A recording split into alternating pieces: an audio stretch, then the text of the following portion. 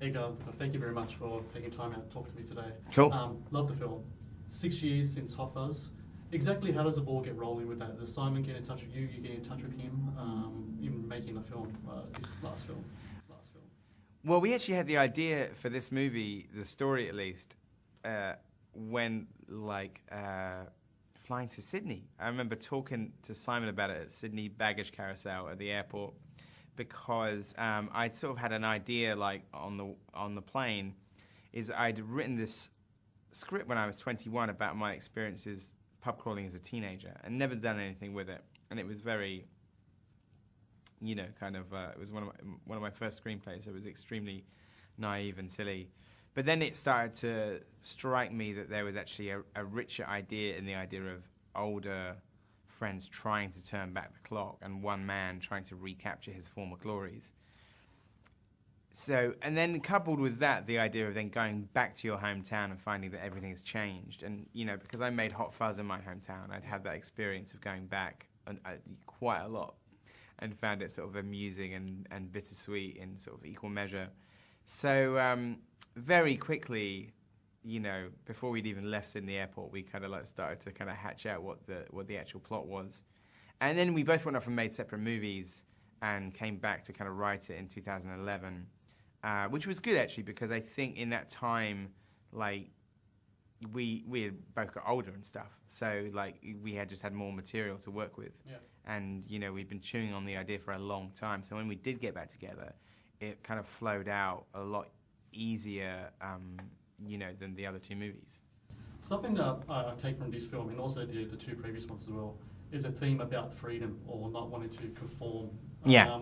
Is that something that's part of the overall narrative, intentional, or something that just really came about gradually? No, it is part of the overall narrative. They're all sort of Sean and Nicholas Angel and Gary in this are all people who are sort of standing up against a collective. Yeah. And in this movie, we wanted to take that as far as we could by making your lead character like a walking car crash. He's a deeply flawed kind of hero, and yet at the end, without giving too much away, he becomes the ultimate human. He represents what humanity is, and that is to be kind of fallible. And so, yeah, we like this idea because I think sort of as I was bemused by how much I'm kind of I'll just roll over and let Apple control my life.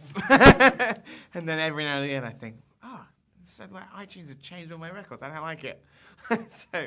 so I think there's and I think when you're a teenager, you're generally kind of have much more of a stick it to the man approach. So I like the idea that the other four who are grown up are all sort of, kind of accept their sort of fate as grown ups, and yet the one who still wants to be a teenager and dyes his hair black is still the kind of the guy going to the man, Yeah. I love the drunken master and fight scenes of this. We didn't explain the decision to really incorporate that type of fighting style in the movie. Well, we had this idea. In fact, our stunt coordinator is Australian, Brad Allen, who first worked with Jackie Chan in Melbourne on Mr. Nice Guy, and has since gone on to kind of work on Kick-Ass, and he did Scott Pilgrim and Me, and he's incredible.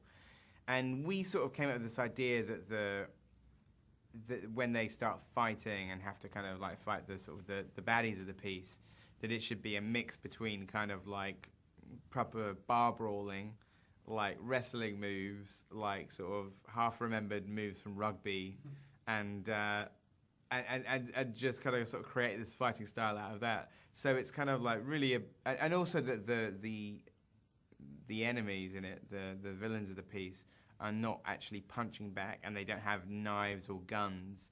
They're just trying to suppress our heroes. So it made for some new choreography, which was nice. So it almost feels like you're watching some kind of epic slap fight. Yeah. So it was really fun to put together, and we wanted it to look different. And then even the sort of the baddies in the film actually break apart like action figures. Yeah. And that was something that I wanted to make it feel. The whole film is about them regressing to be juvenile again, and just that drink is going to send them back to being teenagers. They're all in their 40s, but alcohol is going to send them back like a time machine. But then on top of that, the actual kind of the the villains like break apart like action figures. They're sort of like filled with like ink and stuff, and so like our heroes have got ink all over their hands and faces, which is kind of how I ended every school day. So I wanted my like lead actors at the end of the movie, after the first fight of the movie, to look like little kids, and that was part of the idea. So something you and I both have in common is a love for An American Werewolf in London. Do you think that still stands as the best kind of horror comedy hybrid there's been?